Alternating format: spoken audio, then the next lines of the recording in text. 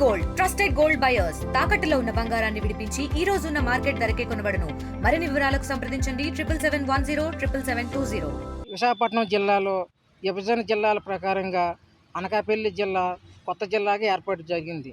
ఈ అనకాపల్లి జిల్లాలో non schedule గిరిజన మండలాల్లో ఉన్నటువంటి నాన్ షెడ్యూల్ ఆదివాసీలు తరతరాలుగా భూములు సాగు చేసుకుంటూ సాగు అనుభవంలో ఉన్నారు. ఈ సాగు అనుభవంలో ఉన్నటువంటి గిరిజన సాగు రైతులని భూముల నుండి తొలగించాలని భూమాఫియా ప్రయత్నాలు చేస్తుంది. అనకాపల్లి జిల్లాలో ఉదాహరణకి గొలుగొండ మండలం పాత మల్లంపేట సర్వే నెంబర్ 850లో తరతరాలుగా 50 సంవత్సరాల నుంచి సర్వే నెంబర్ 850లో జీడి మామిడి తోటలు ఇల్లు నిర్మించుకొని అక్కడ ఆదివాసీలు జీవనం చేస్తున్నారు. ప్రస్తుతం గొలుగొండ ఎంఆర్ఓ ఎటువంటి నోటీసులు ఇవ్వకుండా ఏకపక్షంగా రికార్డులని మార్పులు చేయడం జరిగింది. ఎన్ కళ్యాణ్ ఆదివాసి, నేను ఏపీ ఆదివాసీ హక్కుల సాధన సంఘం రాష్ట్ర అధ్యక్షులుగా పనిచేస్తూ ఉన్నాను. మరి ఈ సందర్భంలో మా ఆదివాసీల సమస్యల మీద పనిచేస్తూ ఉంటాము. మరి ఈరోజు గొలుగొండ మండలం గదపాలెం భూములు పరిశీలించడం జరిగింది. ఈ భూమి సమస్య గురించి మొన్న సోమవారం మా మిత్రులందరూ కూడా ధర్నా కార్యక్రమం చేశారు. అదే రోజు కొంతమంది భూమాఫియా ముఠాకు చెందినటువంటి వ్యక్తులు, దళారీలు, భూస్వాములు, పెత్తందారులు కొన్ని ఎలిగేషన్స్ చేశారు. అందులో వాస్తవాలను తెలియచేయడానికే నేను ఈరోజు మీ ముందుకు వచ్చాను.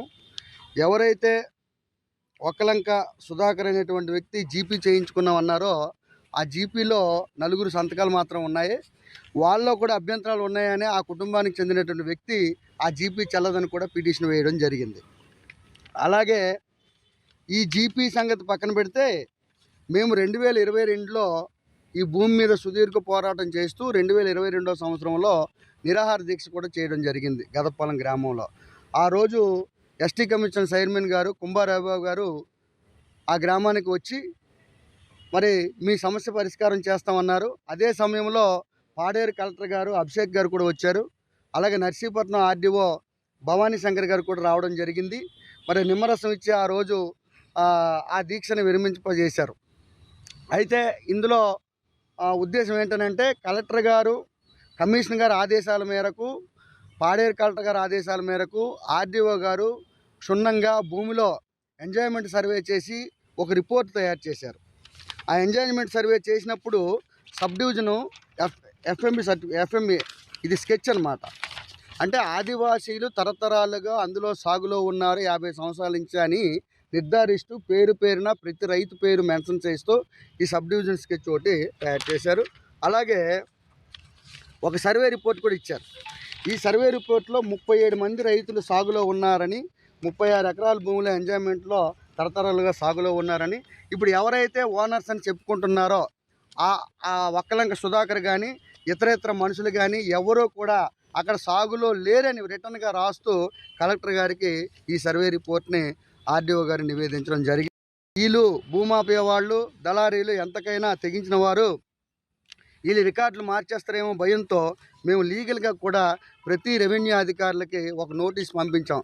రికార్డులు మార్చితే కుదరదు, మార్చినట్లయితే మీ మీద న్యాయపరంగాను చట్టపరంగాను చర్యలు తీసుకోబడతాయని లీగల్గా కూడా ఒక నోటీస్ పంపించాం. అయినప్పటికి కూడా గొలుగొండ ఎంఆర్ఓ గారు ఏకపక్షంగా ఆదివాసీలు సాగులో ఉన్నటువంటి ఆదివాసీలకు నోటీసులు ఇవ్వకుండా, సహజ న్యాయ సూత్రాలు పాటించకుండా రికార్డులో నుంచి వారి పేర్లు తొలగించేశారు.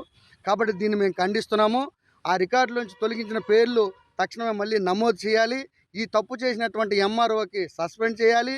ఈ సమస్య పట్ల అనకాపల్లి జిల్లా కలెక్టర్ గారు గ్రామంలోకి వచ్చి ఆదివాసీ సాగు భూమిలోకి వచ్చి విచారణ జరిపించాలని ఏపీ ఆదివాసీ హక్కుల సాధన సంఘం తరపున డిమాండ్ చేస్తాం. మరిన్ని వీడియోస్ కోసం ఛానల్ ని సబ్స్క్రైబ్ చేయండి. లేటెస్ట్ అప్డేట్స్ కోసం వాట్సాప్ ఛానల్ ని ఫాలో అవ్వండి. ఆ లింక్ డిస్క్రిప్షన్ లో ఉంది.